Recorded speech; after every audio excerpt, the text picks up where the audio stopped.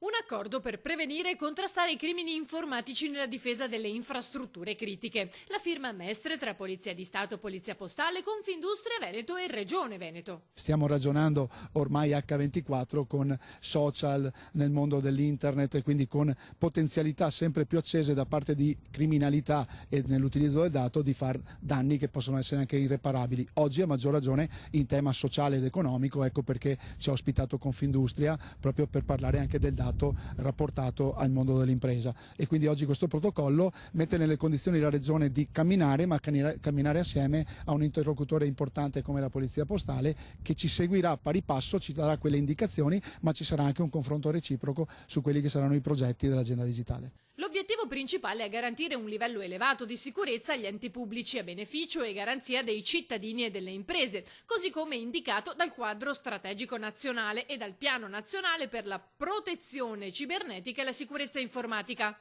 La sicurezza della rete è uno dei valori che viene guardato per i nuovi sviluppi di impresa, perché oggi l'attività imprenditoriale si sviluppa fortemente attraverso l'esposizione sulla rete internet, e quindi noi non potevamo essere assenti. Quindi un grazie alla Polizia Postale per il lavoro che ha fatto, un grazie a Confindustria per l'attenzione che mette a questo sistema, e quindi anche su queste tematiche siamo presenti.